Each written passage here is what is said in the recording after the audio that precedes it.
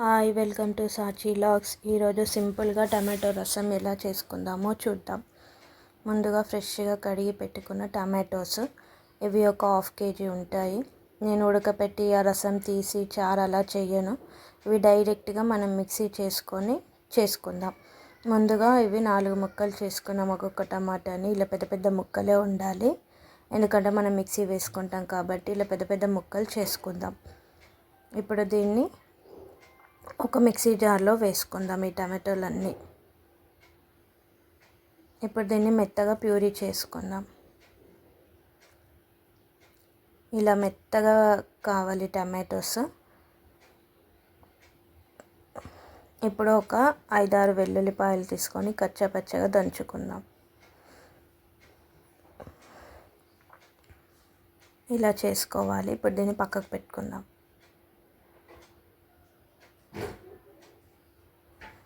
ఇప్పుడు స్టవ్ వెలిగించి ఒక కడాయి పెట్టుకుందాం.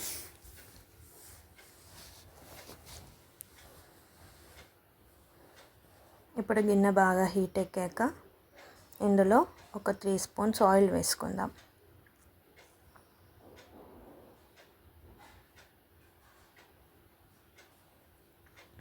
త్రీ స్పూన్స్ చాలు. ఆయిల్ వేడయ్యాక ఇందులో ఒక 1 స్పూన్ జీలకర్ర వేసుకుందాం. చూడండి, ఆయిల్ మంచిగా వేడయ్యింది.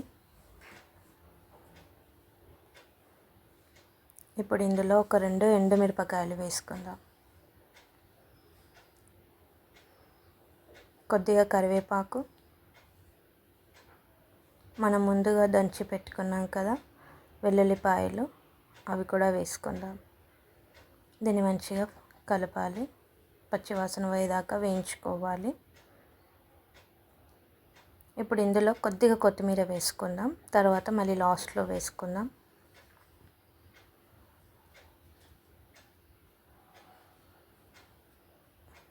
ఇది కూడా ఫ్రై అయ్యాక ఇందులో కొద్దిగా పసుపు వేసుకుందాం. ఒక 1/2 స్పూన్ ఉంటుంది. ఇది కూడా ఫ్రై అయ్యాక ఇందులో కారం వేసుకుందాం. ఒక 1/2 స్పూన్. ఎక్కువ కారం చేయను, ఎందుకంటే ఇది చిన్నపిల్లల కోసం, పిల్లలకు బాగుంటుంది. మనకు కావాలంటే 1 స్పూన్ కూడా వేసుకోవచ్చు, కానీ పిల్లల కోసం అయితే కారం తక్కువ వేసి చేసుకోవాలి. మంచిగా తింటారండి. ఇప్పుడు ఇందులో మనం ముందుగా రుబ్బుకున్న ప్యూరీని వేసుకుందాం. ఇందులో ఒక 1 లీటర్ వాటర్ వేద్దాం. ఇది మంచిగా మసలాలండి చారు, ఎందుకంటే మనం డైరెక్ట్గా టమాటోస్ వేసాం కదా, ముందుగా ఉడకబెట్టకుండా డైరెక్ట్గా టమాటోస్ వేసాము కాబట్టి ఇది బాగా మసలాలి.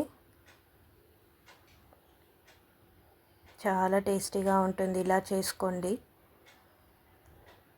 ఇప్పుడు ఇందులో కొద్దిగా ఉప్పు వేసుకుందాం. నేను దొడ్డుప్పు వేస్తున్నాను. అలా మనం ఉడకపెట్టి రసం తీసుకొని చేసుకునే కంటే ఇలా చేస్తే పచ్చి టమాటోస్ ఇలా చేసుకుంటే చాలా టేస్ట్ ఉంటుంది. చూడండి ఎంత బాగా మసులుతుందో. బాగా మసలాలి. ఒక 5 to 10 మినిట్స్ వరకు బాగా మరిగించాలి.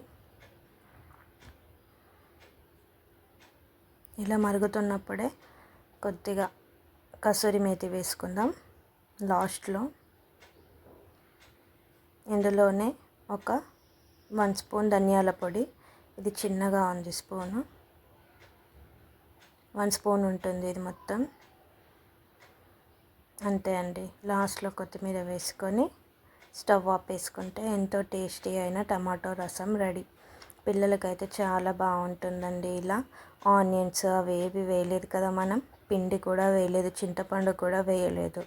ఇలా ఒత్తిగానే టమాటో రసం తీసి చేసుకున్నాం కదా. చూడండి ఎంతో టేస్టీ అయిన టమాటో రసం రెడీ.